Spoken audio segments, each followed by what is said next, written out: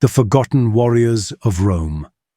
When we think of gladiators, the image that comes to mind is often that of burly, armored men clashing in the grand arenas of ancient Rome. However, few realize that among these warriors were women who took up the sword, shield, and the fight for both survival and spectacle. These female gladiators, known as gladiatrices, were rare but highly sensational figures in Roman entertainment.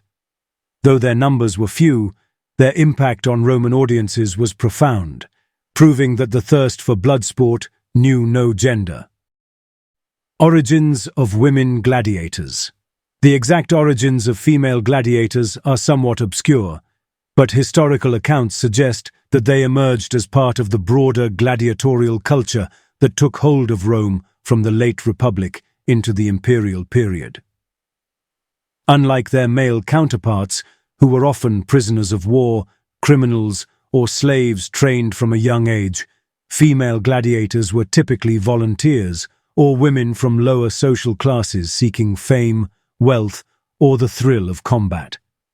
One of the earliest references to women participating in gladiatorial combat comes from the reign of Emperor Nero, 54 to 68 CE, who was known for his extravagant and often controversial spectacles. It was under his rule that noblewomen were rumored to have taken part in the games, challenging social norms in the process.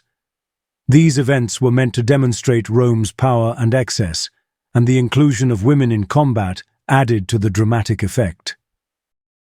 The spectacle of gladiatrices. The presence of female gladiators in the arena was not only a display of physical prowess, but also an exotic novelty for the Roman public. Women in combat were seen as an oddity, something that both fascinated and scandalized audiences. Roman society was rigid in its expectations of female roles, yet in the arena, these norms were momentarily suspended. These women, like their male counterparts, trained in specialized schools known as ludi, where they learned how to wield weapons, endure grueling physical tests, and engage in theatrical combat. Their fights were often staged with an element of showmanship, sometimes pairing them against dwarfs or animals to heighten the spectacle.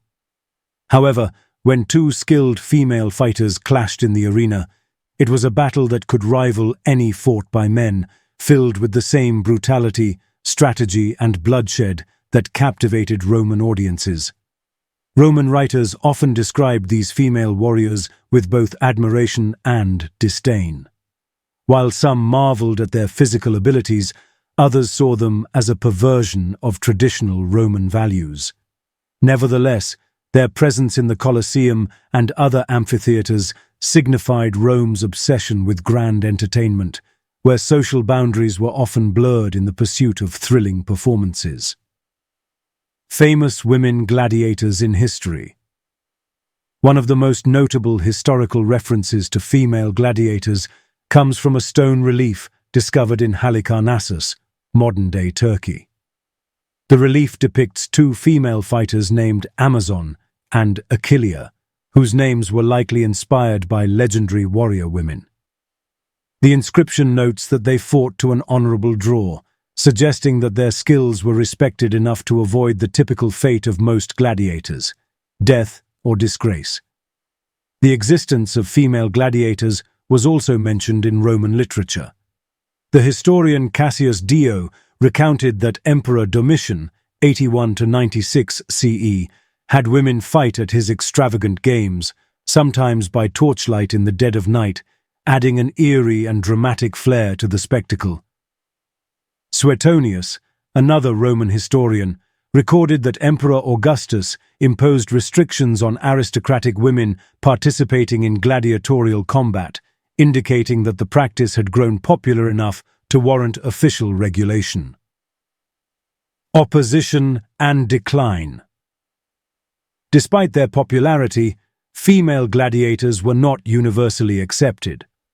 Many Roman elites viewed them as a violation of traditional values, an unnecessary blurring of gender roles that threatened the stability of Roman society. The Stoic philosopher Seneca and the satirist Juvenal Both expressed disdain for women who sought glory in the arena, arguing that such pursuits were unbecoming of Roman matrons. The official decline of female gladiators came under Emperor Septimius Severus, 1933 to 211 CE, who banned women from participating in the games in 200 CE.